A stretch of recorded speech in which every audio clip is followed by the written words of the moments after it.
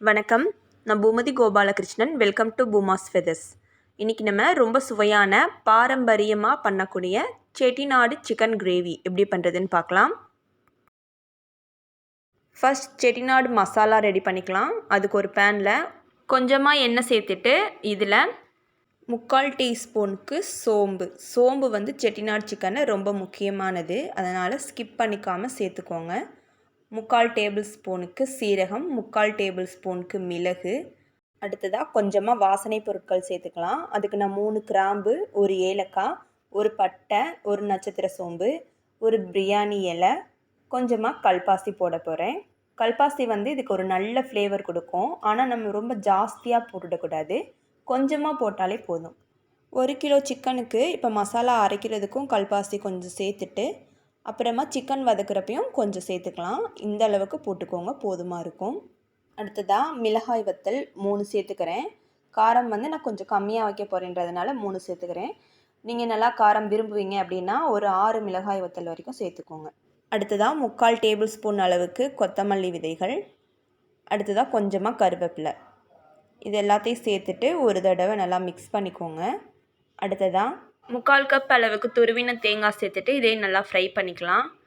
துருவின தேங்காய் சேர்த்துக்கிட்டோன்னா தான் இந்த கிரேவியோட டேஸ்ட் வந்துட்டு கரெக்டாக கிடைக்கும். ஒருவேளை நீங்கள் தேங்காவை கட் பண்ணி தேங்காய் பல்லாக தான் போட்டு ஃப்ரை பண்ணிக்க போகிறீங்கன்னா ஃபஸ்ட்டே சேர்த்து ஃப்ரை பண்ணிவிட்டு அப்புறமா இன்க்ரீடியன்ட்ஸ் போட்டு ஃப்ரை பண்ணிக்கோங்க. இந்த அளவுக்கு நல்லா கோல்டன் ப்ரௌனாக ஃப்ரை ஆகிருக்கணும். இது நல்லா ஆற வச்சுட்டு ஒரு மிக்ஸி ஜாரில் போட்டு ஃபைன் பவுடராக அரைச்சிக்கோங்க. இப்போ செட்டிநாடு சிக்கன் கிரேவிக்கான மசாலா ரெடி ஆகிடுச்சு. இது அப்படியே இருக்கட்டும்.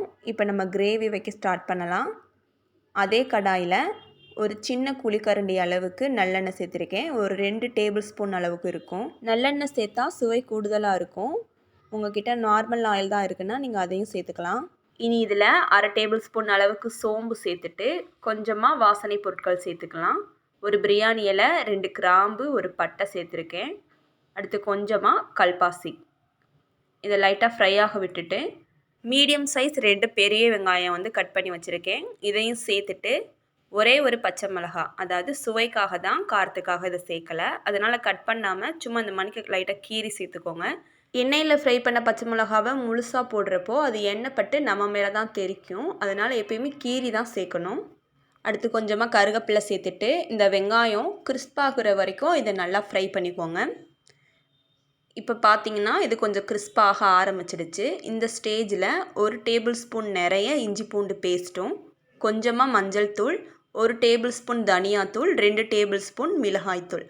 நான் காஷ்மீரி மிளகாய்த்தூள் சேர்த்துருக்கேன். இது காரம் வந்து இருக்காது அதிகமாக. நீங்கள் நார்மல் மிளகாய்த்தூள் சேர்த்திங்கன்னா 1/2 டேபிள் ஸ்பூன்லேருந்து 3/4 டேபிள் ஸ்பூன் வரைக்கும் எடுத்துக்கோங்க. ஸ்டவ் சிம்மில் போட்டுட்டு இந்த பொருட்களையெல்லாம் சேர்த்து நல்லா ஃப்ரை பண்ணிக்கோங்க. பச்சை வாசம் போனதுக்கப்புறமா கட் பண்ணி வச்சுருக்க 2 மீடியம் சைஸ் தக்காளி வதங்க கொஞ்சம் உப்பையும் சேர்த்து நல்லா வதக்கிக்கலாம். இப்போ நல்லா தக்காளி மேஷ் ஆகிடுச்சு. இனி இதில் சிக்கன் பீசஸ் போட்டுக்கலாம். நான் 1 கிலோ அளவுக்கு எடுத்திருக்கேன். அந்த பீசஸ்லாம் இப்போ நான் சேர்த்துக்கிறேன். ஃப்ளேவர் நல்லா இறங்கணுன்றதுக்காக இப்போவே கொஞ்சமாக கொத்தமல்லி தழை தூவிட்டு நம்ம ரெடியாக அரைச்சி வச்சுருக்க செட்டிநாடு மசாலாவையும் ஆட் பண்ணிக்கலாம். இதை ஆட் பண்ணிவிட்டு நல்லா இதை பெரட்டி கொடுங்க. இப்போதைக்கு தண்ணி ஊற்ற வேணாம், சிக்கன்லேருந்தும் தண்ணி நல்லா வரும். அதனால் இதை அப்படியேவும் கவர் பண்ணி சிம்மில் போட்டுடுங்க. ஒரு 3 மினிட்ஸ் கழித்து பார்த்தோன்னா இதெல்லாம் நல்லா ஈரமாகி நல்லா தண்ணி விட்டுருக்கு. இதை நல்லா மறுபடியும் ஒரு தடவை பெரட்டி கொடுத்துட்டு இப்போ இதில் நம்ம தண்ணி சேர்த்துக்கலாம். நான் ஜாரில் இருக்க தண்ணியை அலசி சேர்த்துருக்கேன். அப்புறமா கொஞ்சமாக தண்ணி சேர்த்துருக்கேன். இந்த கன்சிஸ்டன்சி இருக்கிற வரைக்கும் தண்ணி சேர்த்துக்கோங்க. மொத்தமாக ஒரு 1/2 கப் அளவுக்கு சேர்த்துருக்கேன். இதை நல்லா பெரட்டி கொடுத்துட்டு சிக்கனுக்கு தேவையான அளவு உப்பையும் சேர்த்துட்டு இதை நம்ம மூடி வச்சிடலாம். இனி ஹை ஃப்ளேம்லேயே வச்சுக்கலாம். அப்பப்போ பெரட்டி கொடுத்து கலந்து கொடுத்துட்டே வாங்க. ஒரு 20லேருந்து 30 நிமிஷத்துக்குள்ளே பார்த்தோன்னா சிக்கன் நல்லா வெந்திருக்கும். நீங்கள் இதே மெத்தடை குக்கர்லேயும் பண்ணிக்கலாம். குக்கரில் பண்ணுறதா இருந்தால் 3லேருந்து 6 விசில் வரைக்கும் நீங்கள் விட்டுக்கலாம். இப்போ சிக்கன் நல்லா வெந்துடுச்சு. சிக்கன் கிரேவி ரெடி ஆகிடுச்சு. இனி இது மேலே கொஞ்சமாக கொத்தமல்லி தழை தூவிட்டோன்னா செட்டிநாடு சிக்கன் கிரேவி ரெடி. இது சப்பாத்தி, சாதம், தோசை இது எல்லாத்துக்குமே ரொம்ப ரொம்ப செம்ம காம்பினேஷனாக இருக்கும். கண்டிப்பாக நீங்களும் ட்ரை பண்ணி பார்த்துட்டு உங்களோட கமெண்ட்டை எனக்கு தெரிவிங்க. உங்களுக்கு இந்த வீடியோ பயனுள்ளதாக இருந்துச்சுன்னா பூமாஸ் ஃபெதர்ஸை சப்ஸ்கிரைப் பண்ணி பக்கத்தில் பெல்லில் ஆளை கிளிக் பண்ணிக்கோங்க. தேங்க்யூ.